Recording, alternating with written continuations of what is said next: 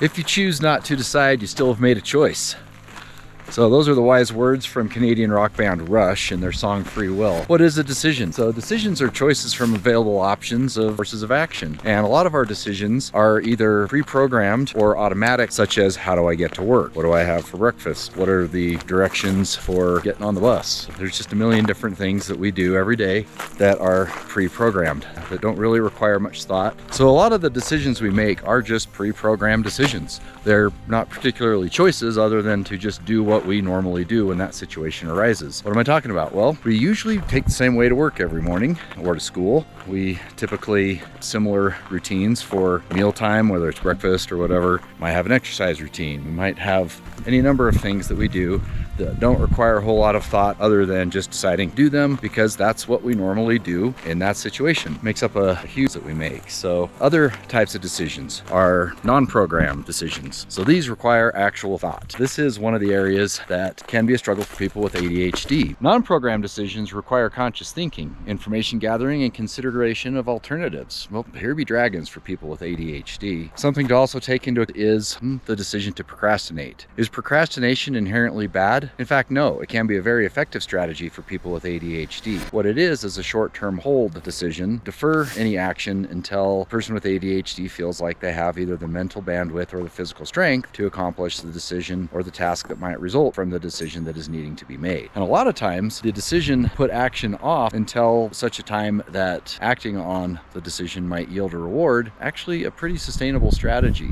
So give yourself a little bit of empathy and compassion to make a decision right now. It's just don't get too comfortable never making the decision. So what does the decision-making cycle look like? Well, number one, you've got to identify that there's a problem. Well, when you got ADHD, there's no problem here. We see lots of problems. Possible solutions are already being formed despite not having all or even most of the information required to make a decision. So this is something to be very careful of at step one. Step two, establish decision criteria. This step's often hurried or even skipped for non-programmed decisions, as is the next step, which is number three, weigh decision criteria.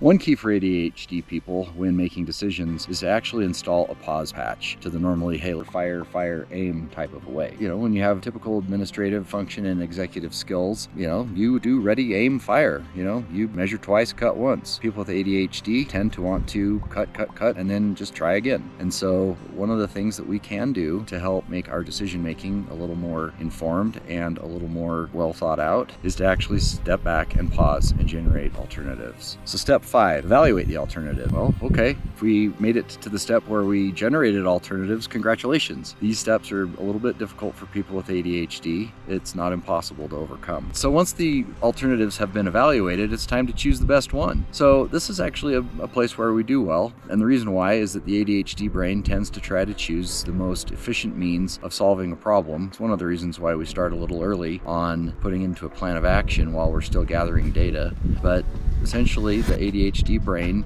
sees the potential for a payoff when we complete a task successfully. Powers of observation generally, once we've evaluated the alternatives, tend to yield pretty good results as far as choosing what the best alternative is. And then we implement the decision. Well, good news, we've been trying to implement the decision since step 1, but if you wait all the way till step 7, chances are the decision that gets implemented is going to be more efficient and effective. And then the last step is to evaluate the decision. Did it work out? Did things pan out according to the way we had planned?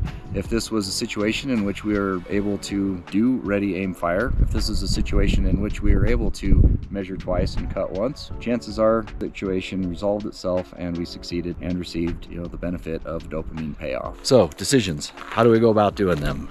Well, it kind of seems like saying water is wet and the sky is blue, but for people with ADHD, it helps to have a reminder that in order to make an informed decision, we need to wait until we have all the variables. The way to wait until we have all the variables is as soon as you start to feel that impulse to start solving the problem, the second you begin gathering data, if you push the pause button, that is where you're going to be able to make more informed decisions in a way that tends to work out better for you long term. And then decision making, you will find over time, the better you're able to pause, the less anxiety you might feel about the decision, and also the more effective the outcome will be. Decisions do not have to be something that is scary. They can actually be something that you can look forward to and anticipate routinely being a source of positive reward and a dopamine payout, provided that you are able to install the pause patch. Those of us with ADHD seem to just not, be born with.